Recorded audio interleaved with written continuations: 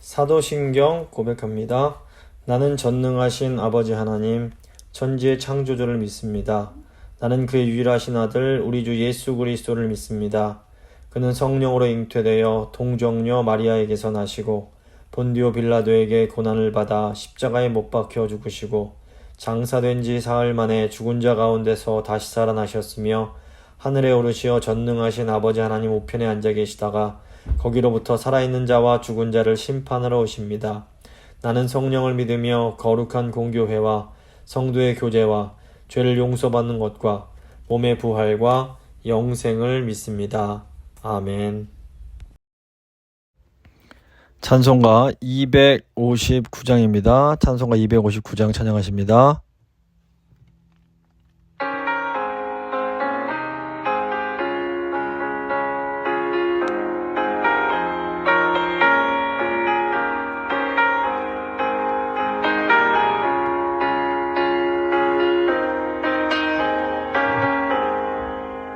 예수 십자가에 흘린 피로써 그대를 지키려 했는가.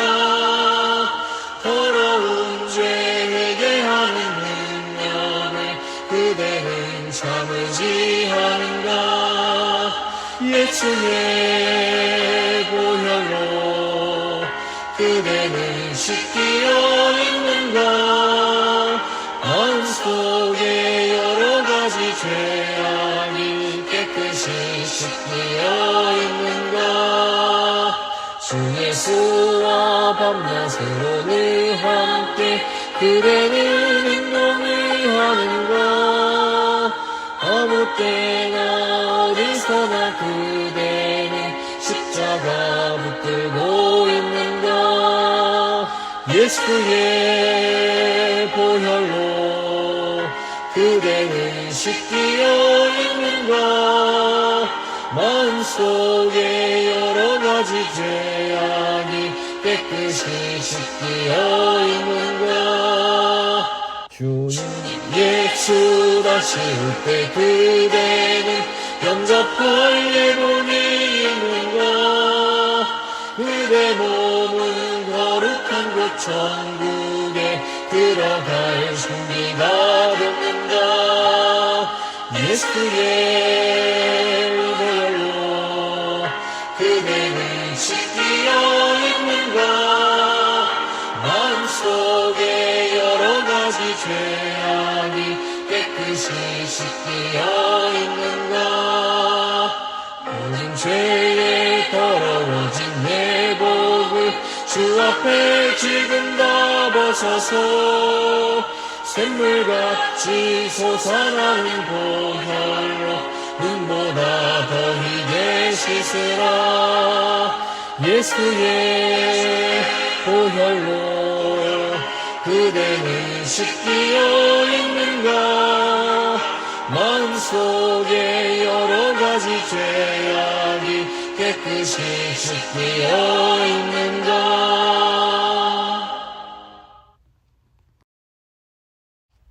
기도하십니다. 살아계신 하나님 아버지 감사드립니다.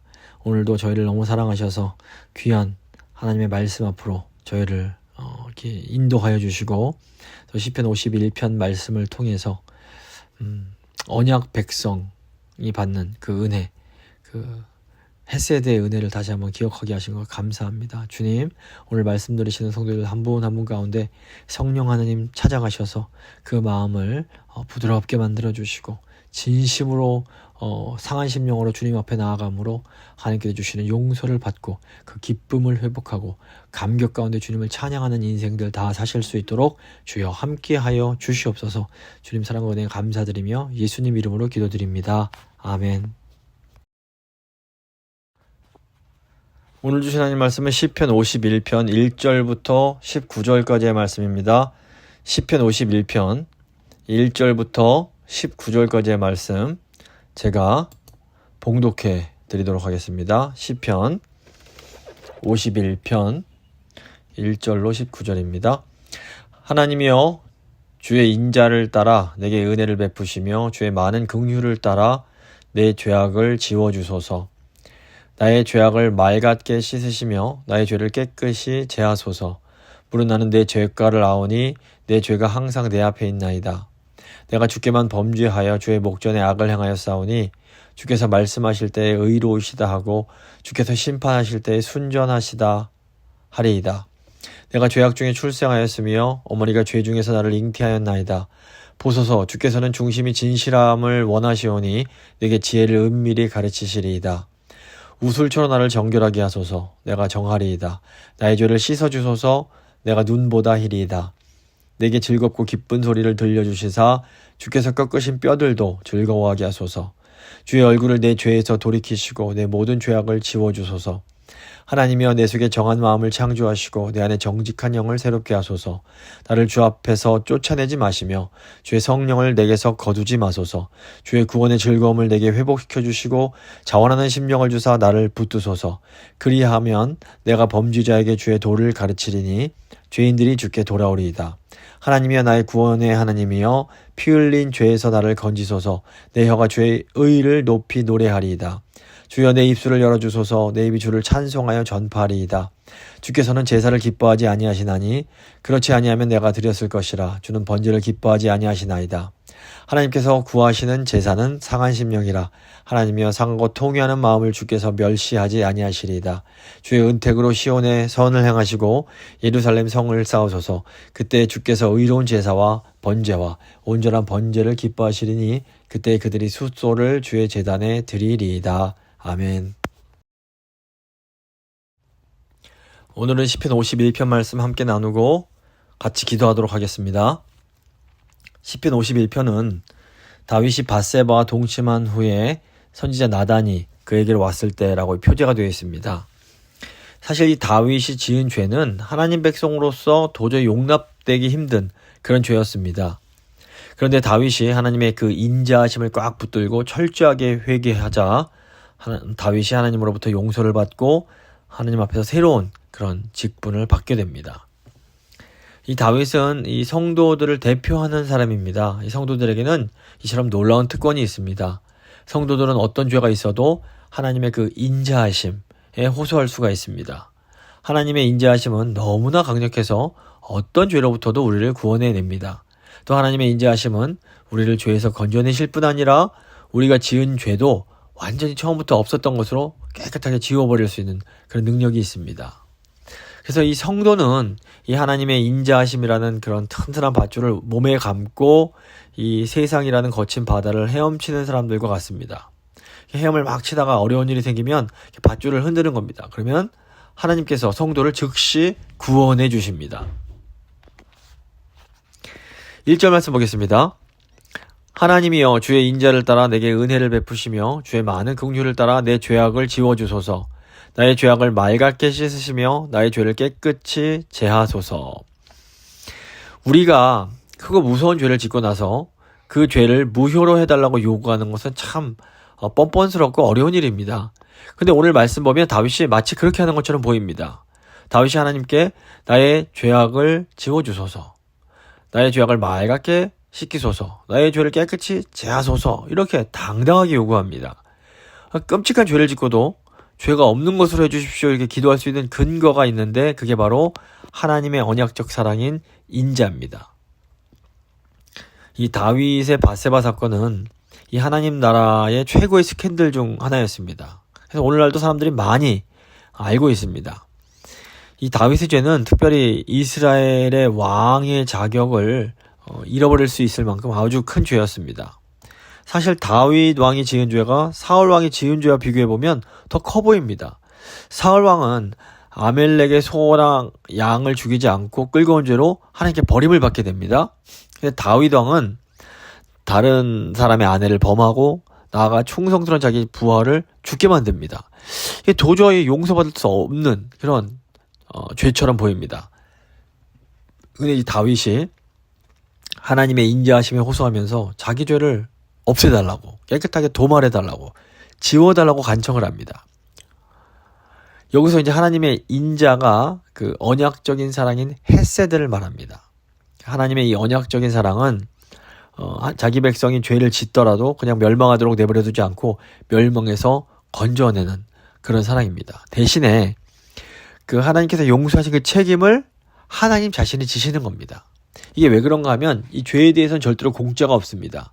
죄를 용서하려면 누군가 그 죄의 값을 치러야 되는 겁니다. 하나님께서 자신이 직접 죄의 값을 치르시고 죄인을 용서하시는 겁니다. 이게 이제 나중에 예수님의 그 십자가 사건인 겁니다. 하나님의 백성은 아무리 끔찍한 죄에 빠졌다 하더라도 하나님께 용서를 구하면 하나님께서 용서해 주시고 다시 받아주십니다. 이것이 하나님의 인자인 헤세드입니다. 이게 왜 그런가 하면 하나님께서 처음에 이 하나님 백성들을 받아주실 때 이 백성들이 장차 앞으로 지을 죄까지도 다 책임지고 받으신 거기 때문에 그렇습니다. 그래서 아까도 말씀드렸지만 하나님 백성들은 스스로 하나님의 그 손을 놓아버리지 않는 이상 하나님께서 절대로 그들을 버리지 않으십니다. 지옥 한복판에서라도 하나님께서 그 몸에 감아주신 인자의 그 인자하심의 헤세드의 바줄을 흔들면서 하나님의 이름을 부르면 하나님께서 그들을 반드시 끌어올려 주시는 겁니다. 하나님의 인자하심은 어떤 강철보다도 강해서 아무리 무서운 죄라도 절대로 끊지 못합니다. 예수님을 믿는다라는 것은 우리를 하나님의 그 인자하심, 헤세드라는 밧줄에 꽁꽁 잡아 묶는 겁니다. 이게 어마어마한 은혜입니다. 그래서 이제 아무리 깊은 웅덩이에 빠져도 하나님의 이름을 부르면 하나님께서 쫙 다시 끌어당겨 주십니다. 하나님 앞에 오기만 하면 구원을 받습니다. 하나님께서 이렇게 어떤 죄인이라도 그 죄에서 구원받을 수 있는 길을 마련해 주신 겁니다. 다윗이 내 죄악을 지워달라고 어떻게 보면 뻔뻔스럽게 기도할 수 있었던 것은 이 하나님의 인자하심, 이 헤세드를 믿었기 때문입니다. 죄를 지었을 때 사람들이 보통 먼저 생각하는 것은 이 죄 내가 이 부끄러운 죄 네가 다른 사람이 알면 어떡하지 하는 두려움입니다. 그런데 사실상 사람들에게 알려지는 것보다 더 중요한 것이 바로 하나님과의 관계입니다. 그러니까 우리가 죄를 지었을 때 사람이 아니라 먼저 하나님 앞에서 이 죄의 문제를 해결을 해야 됩니다. 그러니까 죄는 하나님과의 관계에서 해결하는 것이 중요하지 사람들 앞에서 뭐 변명하고 이런 것들 별로 큰 의미가 없습니다. 그러니까 다윗이 죄를 지은 이후에 나단 선지자가 방문할 때까지 거의 1년 가까이 시간이 지납니다. 이게 어떻게 할 수 있냐면 나단 선지자의 그런 지적으로 인해서 다윗이 회개한 다음에 그 간음으로 인해서 태어난 아기가 병에 걸려 죽은 것을 보면 이게 시기가 벌써 한 1년 정도 지났음을 저희가 알 수 있습니다. 근데 이 1년이란 기간 동안 사실 다윗은 하나님 앞에서는 죽어 있는 것과 같았습니다. 사람들은 속일 수 있었지만 다윗의 양심이 완전히 죽어 있었던 겁니다. 근데 하나님께서 먼저 이 나단 선지자를 통해서 먼저 다윗을 찾아가심으로 다윗으로 하여금 회개할 수 있게 하십니다. 그러니까 사람이 회개하는 것도 사실은 하나님의 은혜로만 가능합니다. 근데 이상하게도 죄를 짓고 나면 마음이 더 강팍해지고 완악해져서 이 죄를 좀처럼 시인하려고 하지 않습니다. 그래서 우리가 죄를 자복하려면 하나님의 도움이 필요합니다. 그냥 우리가 하나님 죄송합니다 입으로 말한다고 이 죄악이 지워지는 게 아닙니다. 죄악이 지워지려면 먼저 우리가 지은 죄의 그 성격이 어떤 것인지 하나님 앞에서 철저히 깨닫는 게 필요합니다. 하나님은 이 다윗으로 하여금 다윗이 지은 죄가 얼마나 가증하고 끔찍한 죄였는지를 깨닫게 하십니다. 그러니까 다윗이 자신의 그 죄악의 참혹함을 깨닫고 나서 정말 침상에 정말 떠내려가도록 엄청나게 울면서 기도를 하게 되는 겁니다. 다윗이 먼저 이 밧세바라는 여인이 우리아란 남자의 사랑하는 아내였고 우리아의 그런 행복을 다윗이 뺏어버린 거라는 것을 이제 생각하게 됩니다. 밧세바는 하나님이 우리아에게 주신 선물이었습니다. 근데 이 우리아의 행복을 다윗이 빼앗을 권리가 없었던 겁니다. 이걸 이제 다윗이 깨닫게 됩니다. 또 다윗은 우리아가 얼마나 충성스러운 부하였는지를 또 이제 깨달았을 겁니다. 우리아는 다윗을 절대적으로 신뢰하며 목숨 걸고 충성했던 사람입니다.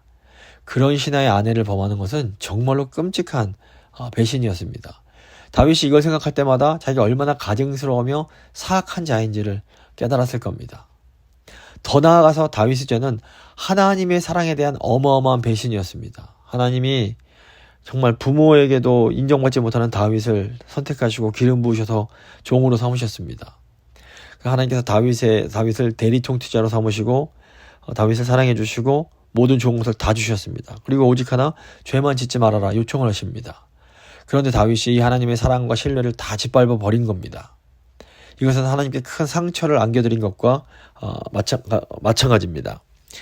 다윗이 이런 회개를 통해서 이런 온갖 자기가 얼마나 끔찍한 죄를 지은 것인지를 깨닫고 자신의 그 가증스럽고 그런 자신의 그런 죄를 자신을 그런 혐오하게 되는 겁니다.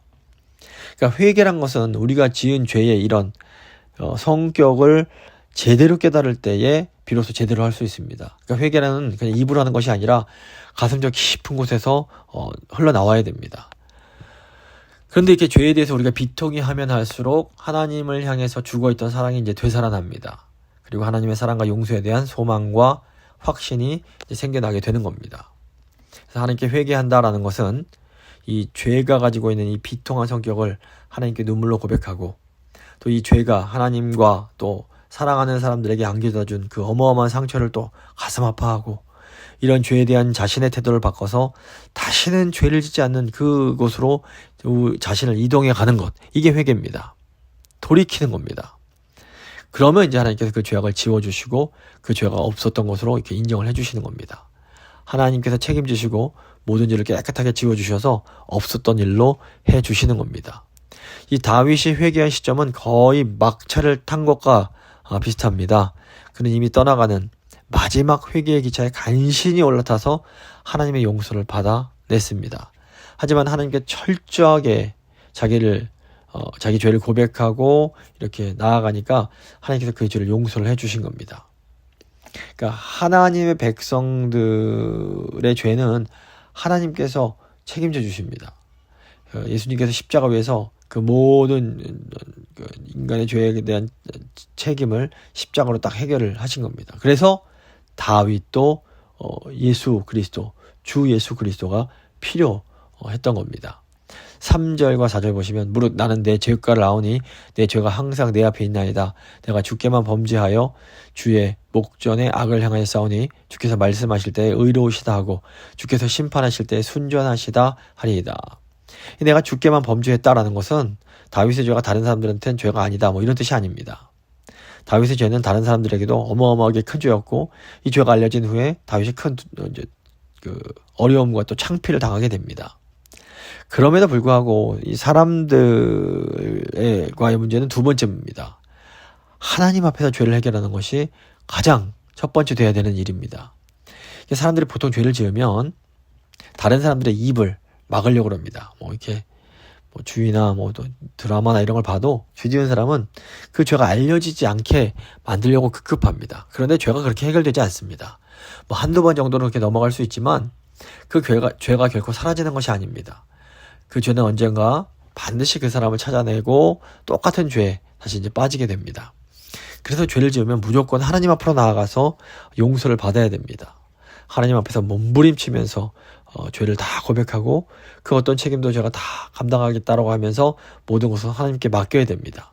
이렇게 진심으로 회개하면 하나님께서 죄 용서의 확신을 주십니다. 그러면 마음이 후련해지고 양심의 죄책감에서 자유케 되고 다른 사람들의 비난을 그렇게 두려워하지 않게 됩니다. 그리고 이제 기도의 응답이 다시 회복이 됩니다. 그렇기 때문에 진짜 지혜는 어떤 죄를 요령껏 잘 감추는 것이 아니라 자기가 지은 죄를 그대로 하나님 앞에 가지고 나아가서 용서받는 겁니다. 이게 지혜로운 겁니다.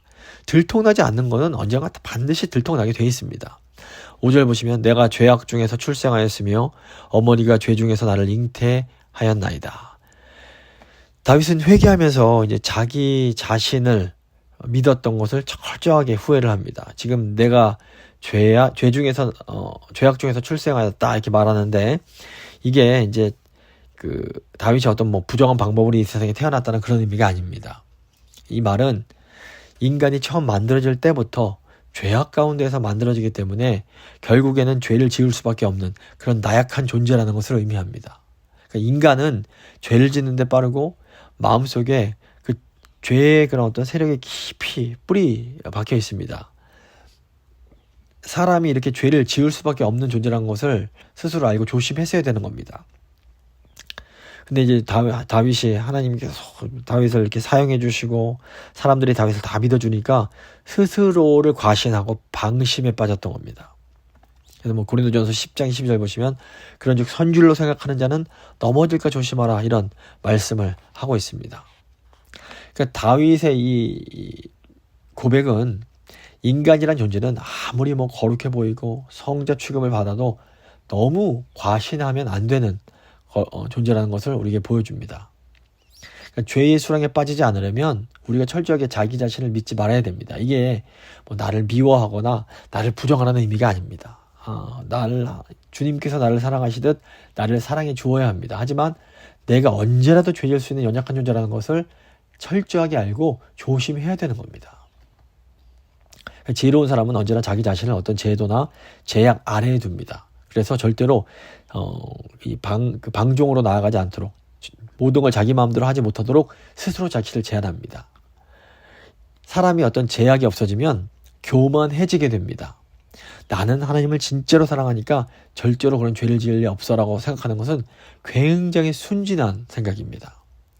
다윗 당시에 제사장들이나 선지자들이 다윗을 너무 이렇게 칭찬해주고 이렇게 절대적으로 믿어주니까 오히려 이제 다윗이 망할 뻔한 게 된 겁니다. 그래서 이 인간의 연약함을 아는 사람은 모든 것을 절대로 자기 마음대로 하지 않습니다. 그리고 자기 뜻대로 어떤 일이 안 돼도 기분 나빠하지 않습니다.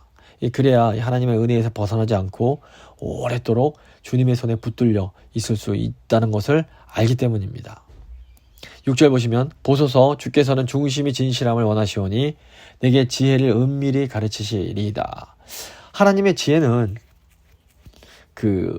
우리가 지은 죄를 가지고 주님 앞에 나아가면 해결받을 수 있다는 이 믿음을 갖는 겁니다. 그러니까 죄를 감추고 사람의 눈을 속이려고 하는 것은 어리석고 미련한 겁니다. 하나님은 중심의 진실함을 원하십니다. 그리고 지은 죄에 대해서 비통해하고 그럴 수밖에 없었던 자기 자신을 미워하는 마음으로 나올 때 하나님께서 그 회개를 받아주시는 겁니다. 하나님 앞에서 지은 죄를 다 회개하고 나면 어떻게 됩니까? 하나님 앞에서의 어떤 그런 지은 죄에 대한 책임은 사라지게 됩니다. 그리고 이 땅에서의 어떤 도덕적인 책임만 남게 되는 겁니다. 우리가 하나님 앞에 철저하게 회개하면 일단 하나님 앞에서는 죄가 없어지게 됩니다. 그래서 다윗이 하나님의 심판 앞에 섰을 때 다윗이 지었던 간음죄, 살인죄가 마치 없는 것처럼 이렇게 보여지는 겁니다. 그래서 4절 보시면 주께서 말씀하실 때 의로우시다 하고 주께서 심판하실 때 순전하시다 하리이다라고 이렇게 다윗이 고백을 하는 겁니다. 그러니까 하나님께 철저하게 회개하면 우리 죄가 진홍같이 붉을지라도 깨끗하게 지워지게 되는 겁니다. 그러니까 사실 이 하나님의 심판 때는 어마어마하게 무섭습니다. 어떤 티끌 같은 죄라도 그냥 넘어가지 않습니다. 세상에서 아무리 의롭다, 훌륭하다 칭찬받던 사람도 하나님의 심판대 앞에 서면 그 무서운 심판대의 기준을 넘지 못합니다. 강도나 파렴치범들이나 의인 소리 듣던 사람들이나 다 똑같이 이렇게 무죄 판정을 받지 못합니다. 그런데 하나님 앞에 회개한 양심은 하나님께서 그 죄를 깨끗하게 지워주신다라는 겁니다. 그래서 하나님 앞에서 무죄 이렇게 판결을 받게 되는 겁니다. 이게 이제 신약으로 이어지면 이신칭의의 이제 복음의 교리입니다. 하나님께서 지워주신 죄는 이제 어떠한 악한 세력도 다시 들춰내지 못합니다. 하나님께서 없애주셨기 때문입니다. 그런데 이제 이거는 수직적 전 하나님과의 관계의 얘기고 우리가 하나님과 철저히 회개를 해도 우리가 이 땅을 살아갈 때에는 책임져야 할 일들이 있는 겁니다. 그러니까 만약에 이 땅에서 살인죄를 지었다 그러면 하나님 앞에서 깨끗하게 용서를 받습니다. 하지만 이 세상 법정에서는 실수로 살인을 했던 간에 그런 죄에 대한 책임은 져야 되는 겁니다. 그래서 우리가 회개를 해도 이 세상에서 다른 사람들에 대한 어떤 도덕적, 윤리적, 법률적 책임은 남을 수밖에 없습니다. 이 다윗의 경우도 마찬가지입니다. 이 압살롬을 따르는 사람들이 다윗을 폐위시키는 구실로 다윗이 과거에 지었던 이 죄를 이제 들춰냈을 가능성이 높습니다. 또 이때 많은 사람들이 다윗을 버리고 압살롬에게 가는데 이것도 다윗이 그 죄로 인해서 신뢰를 잃어버렸기 때문입니다. 다윗에 대한 그런 충성의 근거를 상실하게 된 겁니다. 하지만 하나님께서는 다윗이 수치를 당하기는 했지만 그래도 다윗을 영원히 버리진 않으십니다. 하나님께서 다윗을 다시 복권시키심으로 하나님께서 다윗을 용서하셨음을 보여주십니다.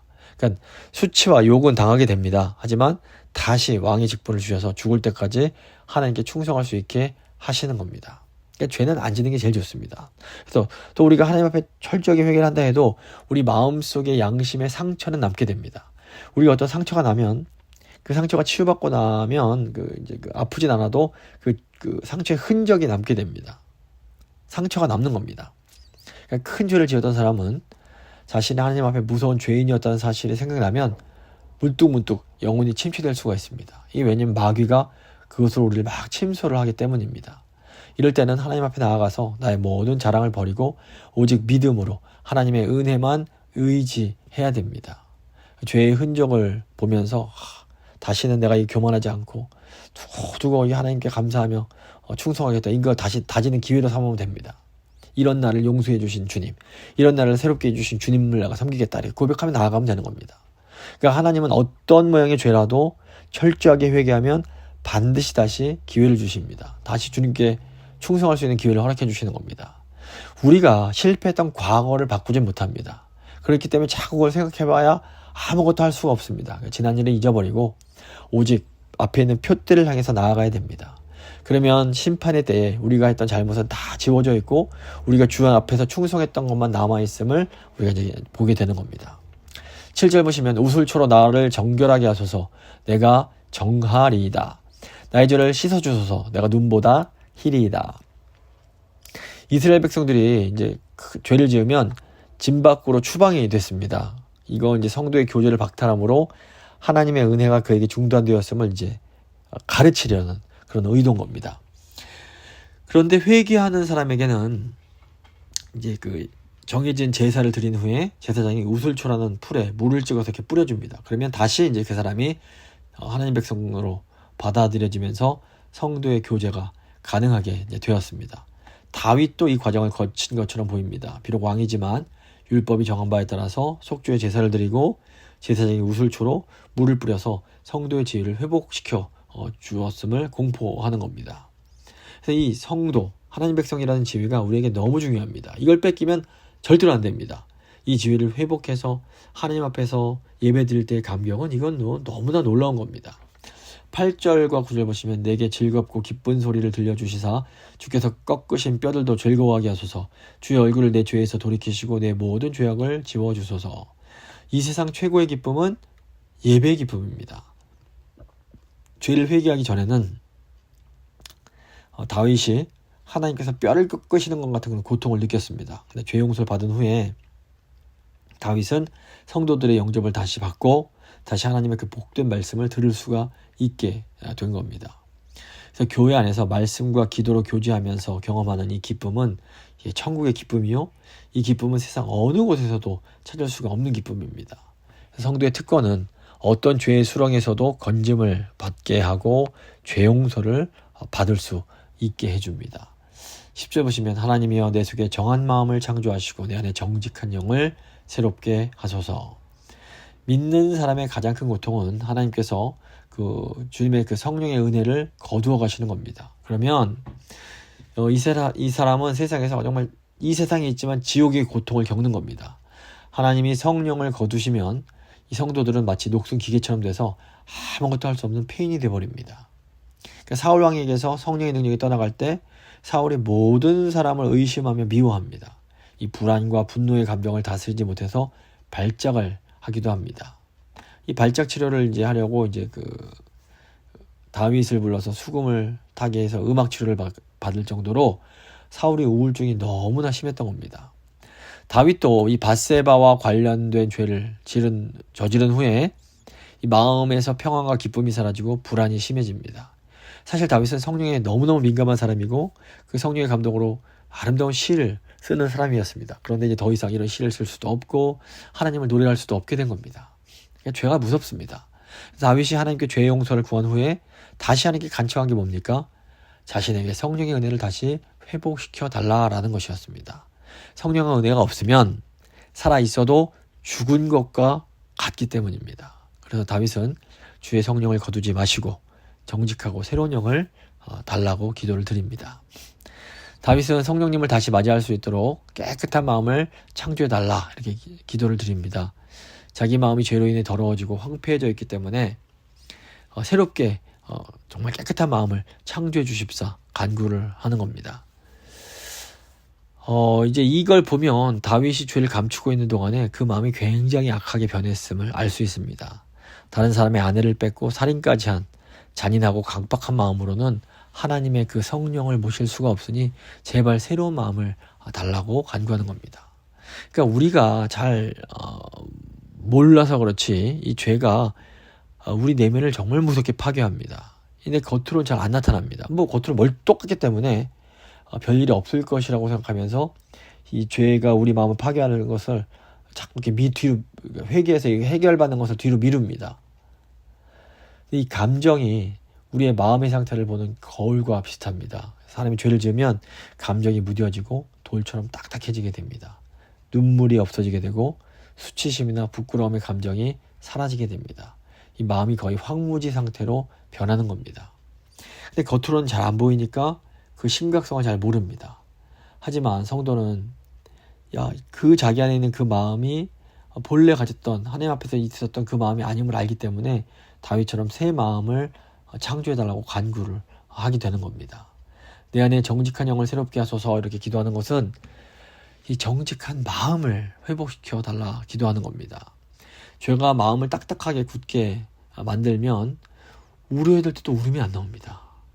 애통이 할 때도 그걸 느끼지 못하는 무감각한 마음이 됩니다. 그래서 이제 눈물도 흘리고 제발 좀 부끄러움도 느낄 수 있는 그런 새로운 마음을 달라고 간구를 하는 겁니다. 우리의 상한 마음을 고쳐주시는 분은 성령님이십니다. 근데 이 상한 감정의 치료가 쉽게 되진 않습니다. 하나님의 말씀이 비춰주는 그 하나하나 이 상처를 가지고 하나님 앞으로 나가서 입술로 고백을 드려야 됩니다. 그럴 때 이제 우리 마음의 상처가 하나하나 치료되기 시작합니다. 말씀이 비춰지면 과거의 상처들과 나의 부끄러운 죄들이 하나씩 이제 깨달아지게 됩니다. 그럼 이제 이걸 가지고 하나님께 말씀드리면서 치료해달라고 간구해야 됩니다. 이런 마음의 상처들이 그냥 우리 마음에 있으면 우리가 하나님 앞에서 그 담대하지 못하게 만들고 축복의 자리에서 자꾸 이렇게 도망치게 만듭니다. 그래서 이런 상처에 대해서 책임을 또 계속 남의 탓을 하면 치료를 받지 못합니다. 이 상처가 나의 탓, 나의 모습이라고 정직하게 고백하면서 이렇게 하나님 앞에 나아가야 됩니다. 그러면 마음이 기쁨이 찾아오고 마음이 가벼워지고 이런 짐들이 하나씩 둘씩 사라지게 됩니다. 그리고 다시 감수성이 예민해지고 풍성한 마음을 갖게 됩니다. 다윗의 기도는 마음의 병과 마음의 상처에 대해서 우리에게 알려줍니다. 상한 감정은 하나님 앞에서 고침을 받아야 된다는 것도 우리에게 알려줍니다. 특별히 현대는 이 마음의 병의 문제가 더 심각해지고 있습니다. 우울증 같은 마음의 병은 고치기가 굉장히 어렵습니다. 이런 상한 마음은 하나님께서 성령을 부어주시는 시간, 예배의 시간, 말씀이 능력 있게 선포되고 은혜가 충만한 예배 시간에 마음 문을 활짝 열고 은혜를 받아들이면서 이제 치료가 되기 시작합니다. 11절 보시면 나를 주 앞에서 쫓아내지 마시며 주의 성령을 내게서 거두지 마소서. 놀라운 것은 하나님 백성들의 마음속에 하나님의 능력이 임할 수 있다는 겁니다. 이게 바로 성령의 능력입니다. 이 성령의 능력으로 우리가 상상할 수 없는 그런 풍부한 감정과 능력과 지혜를 갖게 됩니다. 하나님 백성에게 가장 무서운 벌은 하나님께서 그들로부터 하나님의 성령을 걷어가시는 겁니다. 그러면 이 사람들이 아무런 쓸모없는 인간이 되어버립니다. 하나님의 능력도 없어지고 마음의 기쁨과 평안도 사라지기 때문에 굉장히 불안해집니다. 그리고 사람들에게 굉장히 귀찮은 존재가 되어버립니다. 이 성령은 죄에 가장 민감하십니다. 그래서 교만한 마음을 가지거나 거짓말을 하거나 음란한 죄에 빠지거나 혈기를 부리면 그 감동이 소멸되어 버립니다. 그러면 이후로 그 능력이 사라지게 되는 겁니다. 삼손에게서 성령의 능력이 떠났을 때 삼손은 그냥 힘없는 주정뱅이가 돼버립니다. 결국에는 블레셋에 잡혀가서 머리털이 밀리고 눈알이 뽑히는 아주 비참한 노예 신세로 전락하고 맙니다. 모든 존경과 능력이 그로부터 떠나가게 되는 겁니다. 또 사울 왕의 경우에는 성령의 능력이 떠나가니까 정신병자가 됩니다. 사람을 의심하고 다윗도 죽이려고 그러고 아들 요나단도 죽이려고 합니다. 발작 증세와 심리적인 불안으로 결국에는 무당을 찾아가서 이런 강신술로 위로를 받고 싶어 합니다. 근데 하나님께서 참 자비하시기 때문에 한 번 죄를 지었다고 모든 능력을 다 한 번에 걷어가시지 않습니다. 그러니까 성령이 심지어 떠나가도 이미 하나님께서 주셨던 외적인 능력은 그대로 남겨두십니다. 그런데 이제 마음속의 기쁨이 사라지는 겁니다. 근데 이제 겉으로 보이는 능력은 남아있기 때문에 사람들은 잘 모릅니다. 그런데 자신은 자기 안에 성령이 떠났음을 느낄 수가 있는 겁니다. 이때 바로 하나님 앞에 나가서 무릎 꿇고 회개하면 하나님께서 용서해 주시고 다시 기쁨을 회복시켜 주십니다. 이 기쁨이 하나님의 성령이 다시 나에게 임하는 그런 어떤 표시와 같습니다. 그렇기 때문에 성도는 우리 마음 안에 기쁨이 사라지려고 할 때 눈치 보지 말고 눈물 콧물 흘리면서 성령을 거두지 말라고 부르짖으면서 간구해야 되는 겁니다. 겉으로 능력이 남아있다고 정직하지 못하게 시침이 뚝 떼고 앉아있으면 이 마치 이 가뭄이 들어서 샘이 말라가듯이 하나님의 능력도 결국엔 말라버리게 됩니다. 그런데 이 하나님의 능력이 없으면 마귀가 귀신같이 정말 알아채고 우리를 정말로 이렇게 짓밟아 버리게 되는 겁니다. 나단 선지자가 다윗을 찾아왔을 때 이 다윗 마음속의 기쁨은 이미 사라진 상태였습니다. 그런데 여전히 다윗의 어떤 그런 왕으로서의 능력과 직분이 있기 때문에 사람들은 그것을 알지 못했습니다. 1년 가까이 지났음에도 이 마귀에게 우롱을 당하지 않은 것은 하나님께서 특별히 다윗을 붙들어 주셨기 때문에 가능한 것이었습니다. 그리고 이제 결국에는 이제 나단 선지자를 보내서 죄를 드러나게 하심으로 회개하게 이렇게 요청하신 겁니다.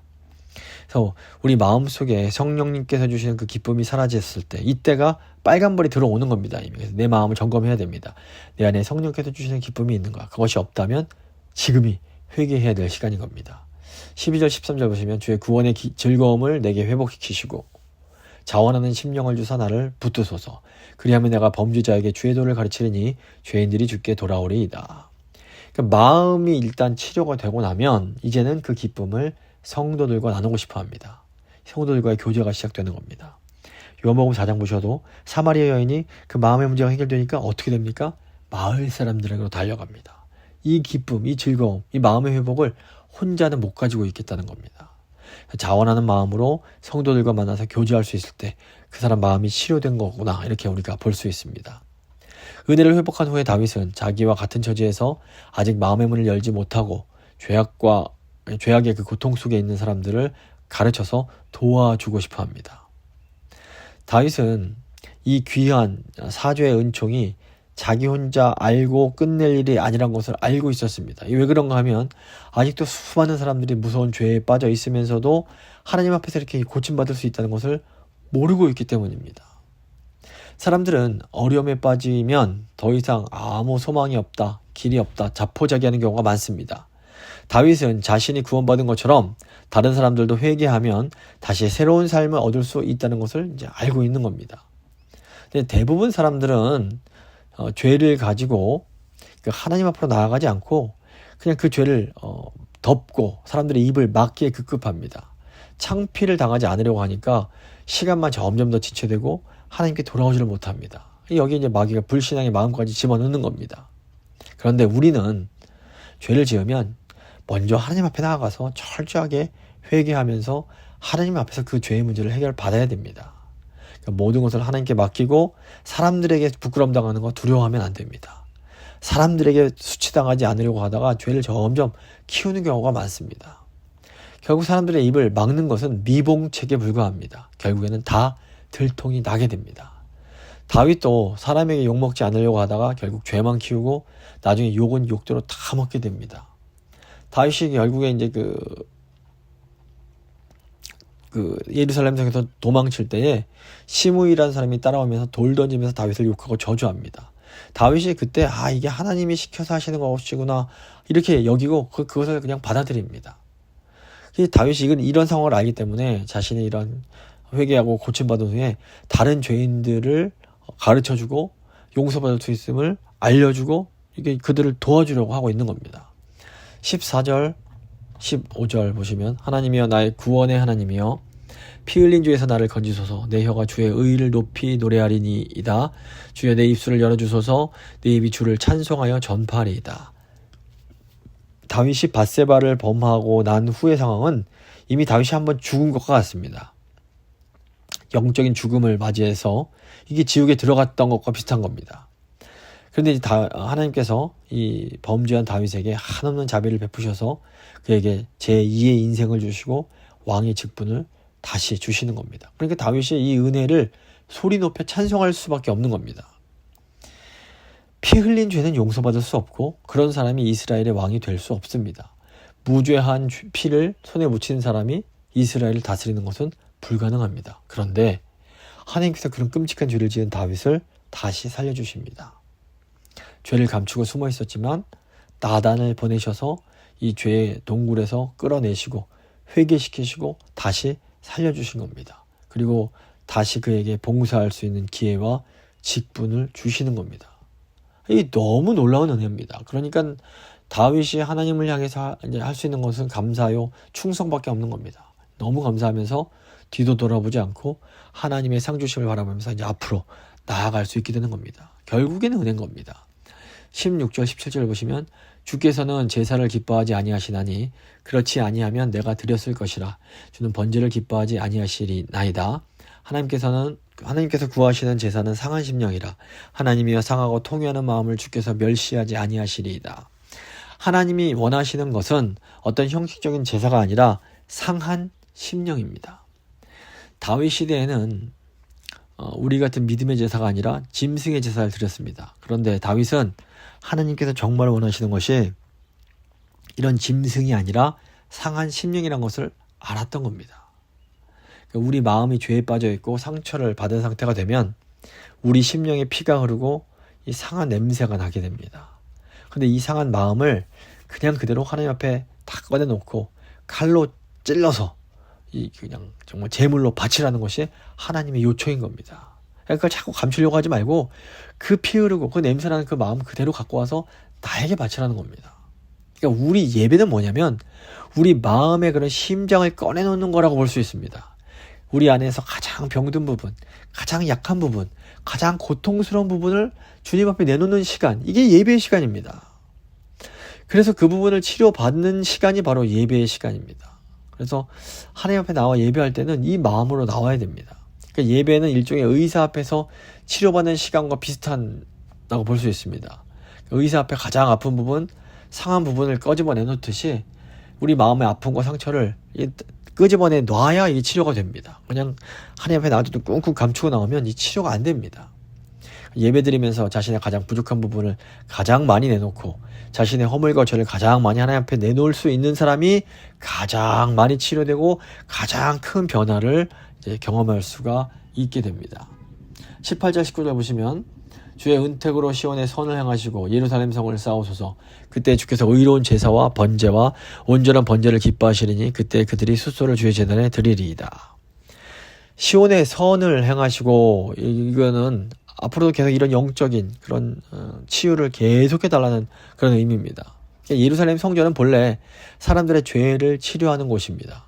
그런데 이제 다윗의 죄로 인해서 이 성전의 치료 기능이 그만 중지되어 있었던 겁니다. 요즘 한국에서도 의료 파업 때문에 굉장히 어려움이 많은데 이 영적인 이 치료 행위가 중단되니까 막 굉장히 어려운 일이 있는 겁니다. 근데 이제 다시 회개하고 모든 것이 다시 평온을 되찾았으니까 성전의 원래 그 기능이 회복되게 해달라고 다윗이 지금 간구하고 있는 겁니다. 성이 이제 다시 축적되고 성전의 기능이 다시 회복되기를 다윗이 간절히 기도를 하는데, 왜냐하면 이 죄를 사해주는 이 성전의 기능이 하나님의 백성들에게 가장 큰 축복이기 때문입니다. 이 말씀을 좀 마무리 지어보도록 하겠습니다. 오늘 시편은 다윗이 끔찍한 범죄를 저지른 후에 하나님 앞에 철저하게 회개하고 그 용서받은 감격을 노래하는 시입니다. 예수님의 보혈로 인해서 하나님과 새 언약을 맺은 하나님 백성들은 이제 어떤 죄라도 용서받고 새롭게 될 수 있는 성도의 특권을 가지고 있습니다. 그래서 우리가 죄 지으면 하나님 앞에 나아가야 됩니다. 근데 하나님께서 우리에게 원하시는 것은 다른 것이 아니라 상한 심령의 제사입니다. 우리가 진정으로 우리의 상한 마음을 주님 앞에 드리면서 하나님 앞에 나아가면 하나님께서 우리의 죄를 완전히 도말하시고 우리의 심령을 새롭게 해주십니다. 이 하나님의 놀라운 죄사함의 은혜에 감사하면서 하나님 저희 안에 새로운 영을, 정직한 영을 창조해달라고 한번 간절한 마음으로 기도하겠습니다.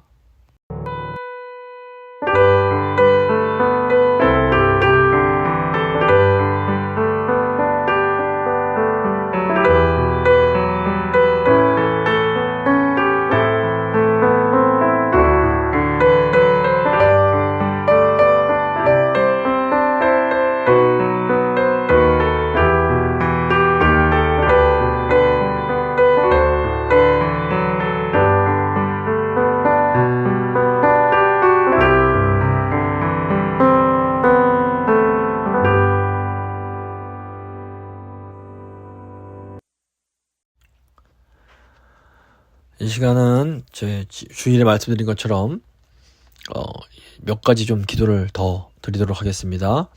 먼저 우리 교회에 요즘에 환우들이 많이 계신데요. 환우들을 위해서 한 분 한 분 이름 불러가면서 기도해 주시기 바랍니다.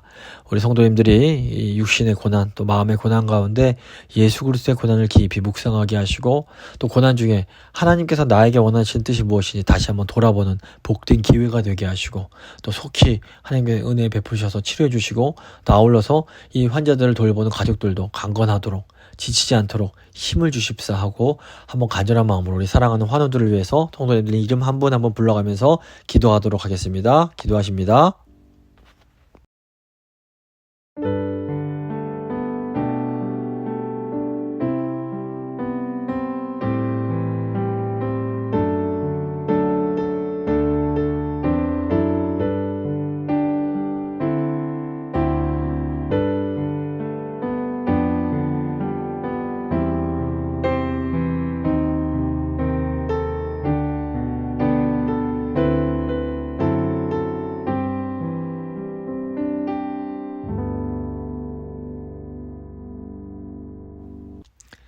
이제 저희가 8월에 있게 될 단기 선교를 위해서 기도해 주시기 바랍니다. 우리 다음 세대들이 가서 멕시코 그 학생들의 이제 그런 그 VBS 같은 것들을 도와주게 될 텐데, 이 멕시코에서 섬기시는 선교사님의 그 가정과 사역을 위해서 기도해 주시고, 또 우리 선교팀이 이 모든 것들을 주님 능력으로 지혜롭게 잘 준비할 수 있도록, 또 이 선교팀을 도우시는 여성교회와 이런 모든 도와주시는 분들을 위해서도 함께 기도하셔서 이 선교가 앞으로 이제 계속 기도를 많이 해야 되는데, 특별히 하나님께서 악한 영으로부터 보호해 주시고 하나님 기뻐하시는 일을 감당하는 이 선교팀, 또 선교를 가는 팀, 또 선교를 보내는 팀 다 우리 교회가 하나 될 수 있도록 위해서 단기 선교 위해서 한번 간절한 마음으로 한 30초 정도 간절히 기도하도록 하겠습니다.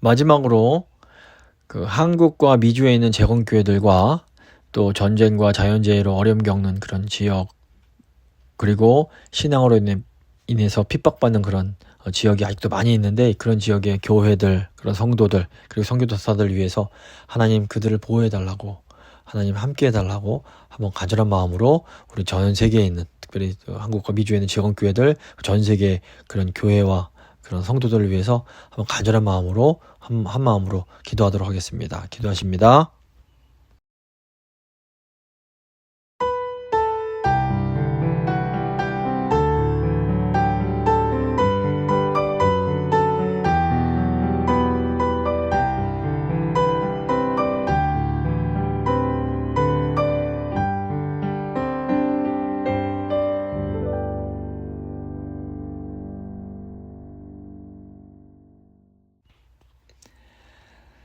하나님 아버지 감사를 드립니다. 오늘 시편 51편 말씀 통해서 저희에게 헤세드의 은혜가 있음을 다시 한번 깨닫게 하신 것 감사합니다.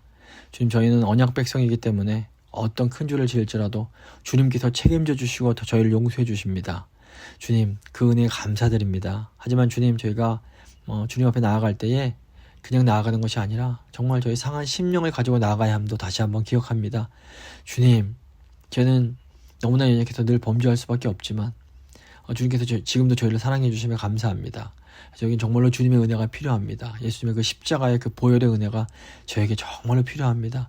주님, 그 보혈의 능력으로 저희를 용서하시고 저희 안에 새로운 마음을 창조하여 주시옵소서. 그래서 새로운 마음으로 주님을 섬기고 주님을 예배하고 또 주께서 원하시는 선교를 감당하는 그런 저희가 될 수 있도록 주여 함께하여 주시옵소서.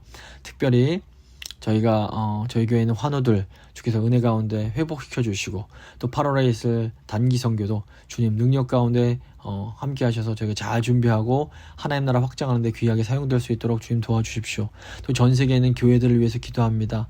하나님 나라가 아버지 교회들을 통해서 확장되는데 여러 가지 어려움들이 있습니다. 주님 은혜 베푸시고 교회들이 강건하게 힘을 내어서 하나님 나라 잘 세워갈 수 있도록 주여 함께하여 주시옵소서. 모든 것 주께 의탁드리며 귀하신 우리 주 예수 그리스도의 이름으로 기도드립니다. 아멘. 찬송가 265장입니다. 찬송가 265장 찬양하시겠습니다.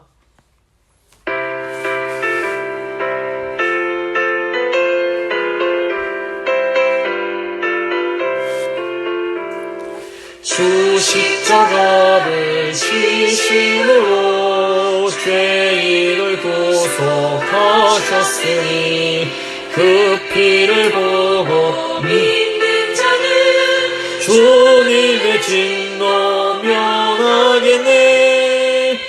내가 그 피를 6월절 그 양의 피를 볼 때에 내가 널 넘어서 가리라. 흉악한 죄인 괴수라도 예수는 능히 구원하네. 온몸을 피에 담글 때에 주님의 진노 면하겠네. 내가 그 피를 6월절 그 양의 피를 볼 때에 내가 널 넘어서 가리라. 심판할 때에 모든 백성 행한 일대로 보응받네. 주님의 피로 죄 씻으면 주님의 진노 면하겠네. 내가 그 피를 6월절 그 양의 피를 볼 때에 내가 널 넘어서 가리라. 구주의 사랑 그 신은혜 보혈의 능력 의지하세. 심판의 불이 내릴 때에 주님의 진노 면하겠네. 내가 그 피를 6월절 그 양의 피를 볼 때에 내가 널 넘어서 가리라.